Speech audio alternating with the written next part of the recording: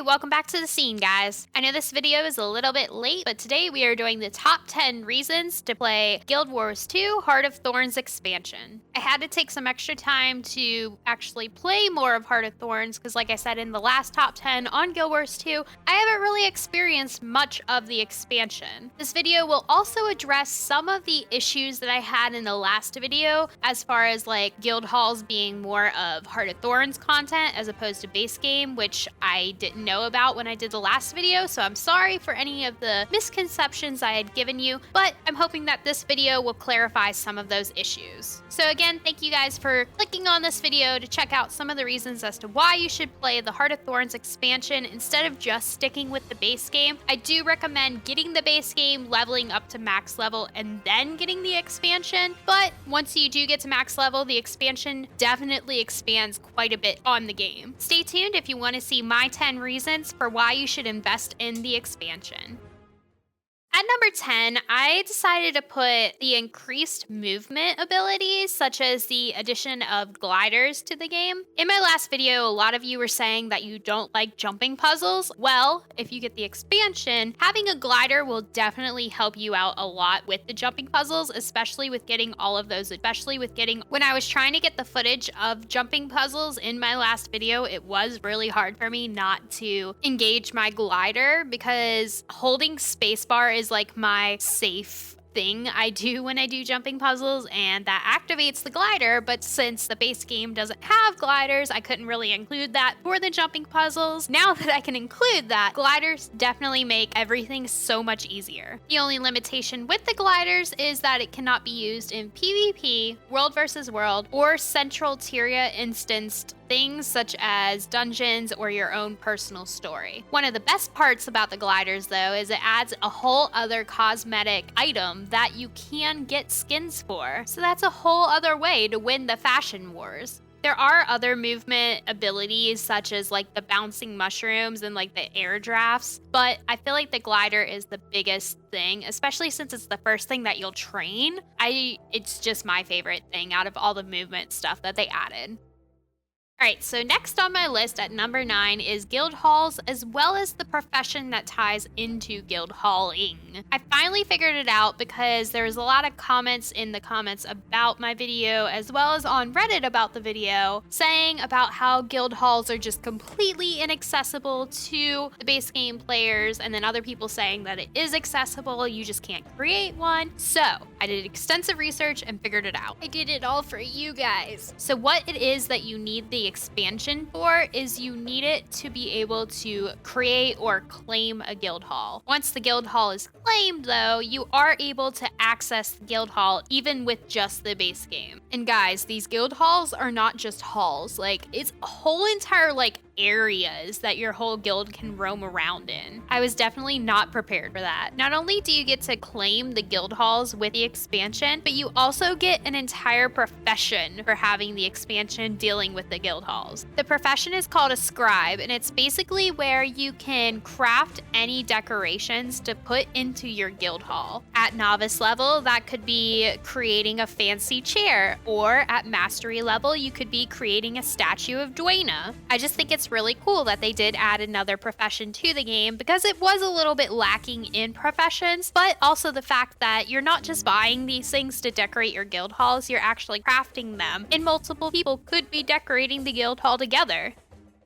At number 8, we have another item that I still haven't really dabbled with, so I'm still not 100% sure on, and that is the legendary precursor crafting. As far as I know, you can get the legendary precursors from either drops or you can get them from the Mystic Forge. The Heart of Thorns expansion, though, added a collection-based precursor scavenger hunt for existing and the future legendaries that have yet to be added to the game. You can acquire one precursor per collection per account by unlocking them by spending mastery points. Heart of Thorns legendary precursor weapons are account bound, so basically no selling or trading to other characters, but the original legendary precursors can still be traded to other players. So basically what I'm saying is, if you have Heart of Thorns, it becomes less of a luck game of getting the precursors and more of how much time and gold you're willing to put into getting your precursors, which I think is pretty cool because then you will be more willing to put time into crafting if it's not so luck-based. Number 7 on the list is going to the Mastery tracks on Heart of Thorns. The Mastery system is an account-wide progression system available once players reach level 80, the maximum level available. Masteries are abilities unlocked through the Mastery system and are each associated with a Mastery track. Mastery tracks are organized by region. Each Mastery point need only be obtained once per account and has an associated achievement marked with the relevant Mastery point symbol in the achievement UI. Mastery progression is also account-wide, so therefore you do not have to go and get all of the Mastery tracks filled in every single character you have. As long as it's a level 80 on your account, it will gain experience along with any level 80 that you are playing on. You unlock masteries by fully training a selected mastery track and spending the requisite number of mastery points in the mastery tab of the hero window. Once a character reaches level 80, its experience bar is replaced with a mastery training bar, and players train a selected mastery track by gaining experience. I think the idea of the mastery track is really cool because a lot of other MMOs, whenever an expansion will come out, will add a higher level cap, but Guild Wars 2 didn't do that. They added like a different kind of leveling system, which is just like insane because you're still max level at level 80. You're still at the same level as other base game players, but at the same time, you're like a completely different level than them, and it's just like a lot going on, man. At number 6, we have an entry that isn't specific to owning Heart of Thorns, just that it kind of came out with the expansion. That content is the World vs. World Desert Borderlands map. It's a new map where each keep has its own distinctive theme. Holding objectives around each keep gives abilities in proximity to the respective keep to the world that holds it. For example, for the Earth Keep, when controlling the shrines around it, the keep raises earthen walls to block enemy armies, turrets spawn to cripple and hinder enemies, and a sandstorm spawns that cloaks enemies while entering it. For the Fire Keep, when controlling the Fire Keep, magma pools become available to allow allied players to teleport between the pools, allies gain immunity to burning, and allies gain the ability to turn into an Inferno Hound. And lastly, for the Air Keep, when controlling parts of the Air Keep, launch pads become available to allow players to traverse to the top of the keep's cliffs quickly. Air turrets activate that can blow enemies off certain areas, and allies gain immunity to fall damage while around Air Keep. At number 5, I have the new changes to the structured PvP, and more importantly, the new game type of Stronghold. This entry isn't specific to Heart of Thorns to where you have to have the expansion to play it, but it did get introduced with the Heart of Thorns expansion. Stronghold is a structured PvP game mode introduced in Guild Wars 2 Heart of Thorns. The objective of the game mode is to find and kill the enemy's lord in their stronghold, and along the way, fight and gather supplies. This game mode makes me think of a miniaturized version of World vs. World and more structured. This isn't necessarily a expansion-only content, but the PvP leagues did become a thing after Heart of Thorns came out, so it made Guild Wars 2 slightly more competitive. It makes me eager and hopeful that one day we will be seeing Guild Wars 2 on like a TV at a bar or at a restaurant whenever you go out, whenever they're doing like the PvP championships. I'm all for the esports scene, so more games that do this, the more chances we have at esports growing. At number 4, I put the elite specializations. Instead of being like the regular core specializations in the base games, which only allow you to use certain traits, choosing an elite specialization fundamentally changes the abilities of a given profession by providing it access to a new weapon, a healing skill, an elite skill, and a set of utility skills in addition to its own set of traits, as well as by altering and expanding on the base profession mechanic. And not only do you get all of that with the elite specialization, but you also get to keep all of your core specializations while wielding the elite specialization. I normally hate dealing with the specializations in this game, but I love my Reaper specialization on my Necromancer. The list of the classes specializations go: for the Guardian, it's a Dragon Hunter; Revenant, it's a Herald; Warrior, you can become a Berserker; Engineer, you're a Scrapper; Ranger, you're a Druid; Thief, you're a Daredevil; Elementalist, you're you're a Tempest. Mesmer, you're a Chronomancer, which is actually kind of pretty cool. It makes me want to play a Mesmer. And then, of course, Necromancer is a Reaper. I mainly enjoy the fact that I can now wield greatswords because I love my Cobalt greatsword, and that's mainly what I use my Reaper specialization for.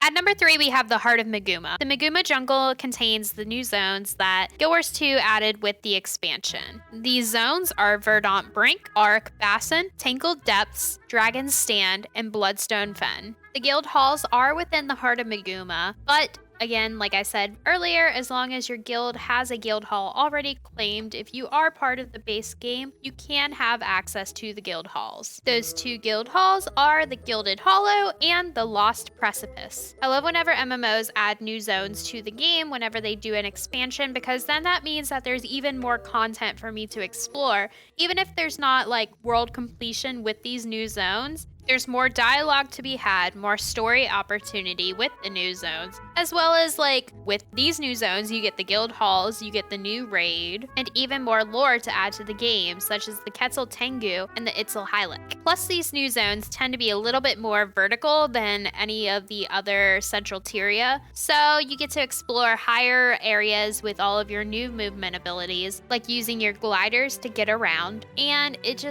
opens a whole new world for activities. At number 2, we have the fact that Guild Wars 2 implemented a whole new class in this expansion. That class is called the Revenant, and how it works is it channels the powers of the Mists. By channeling the Mists, it can invoke powers from legendary figures from the past. The people that you can pull powers from are Shiro Tagachi, Ventari, Malix the Unyielding, Jalis Ironhammer, or from the Dragon Glint. I have not yet taken on playing a Revenant because I'm so obsessed with my Necromancer that I don't know if I really want to create an alternate character, but from seeing gameplay of the Revenant, if I would create an alternate character, I would totally do the Revenant. I mean, Ritlock Brimstone was the first Revenant, so who doesn't want to be more like Ritlock? The Revenant does wear heavy armor, and instead of using like mana, it'll use something called energy, which will regenerate over time.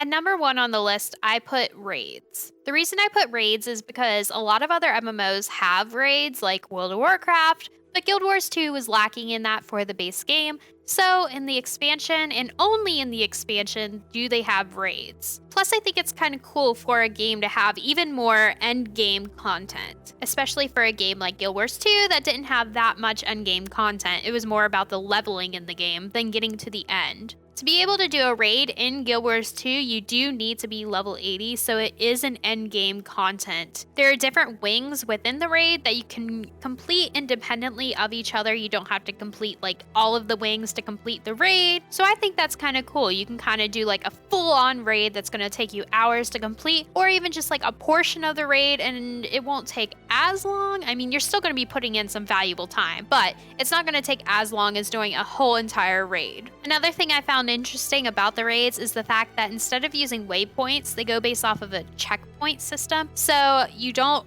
res while your team is still going. Like it kind of is like either your whole team wipes and you get put back at the checkpoint, or you can just use the /resign command and it'll help you like reset the area faster.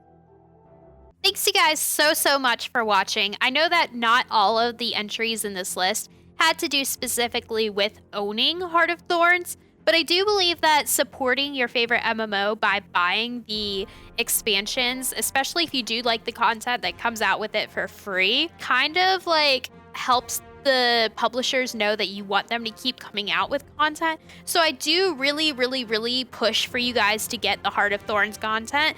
I mean, sometimes you can get it on a super sale. I probably wouldn't splurge and get it whenever it's full price, or I wouldn't even get like the big ones like the deluxe edition. I would just get the bare essential one, and it's always on sale for like 20 to 30 bucks. Like, just go out there and do it. So way Guild Wars 2 will keep growing, our community will keep growing, you guys can become a part of this community, and we'll just all have fun. Again, thanks for watching this video. If you did like this list, leave a like down below, leave some comments down below. If I said something wrong in this list, please correct me. I tried to like research as much as I could what was specifically Heart of Thorns content. Since I have the expansion, it's a little bit hard for me to like test it out and see, and I didn't really I didn't want to create a new account just to see, so I tried to go based off of what like the internet was telling me was specific to owning the Heart of Thorns content. Thanks for watching, guys, and I will see you in the next one.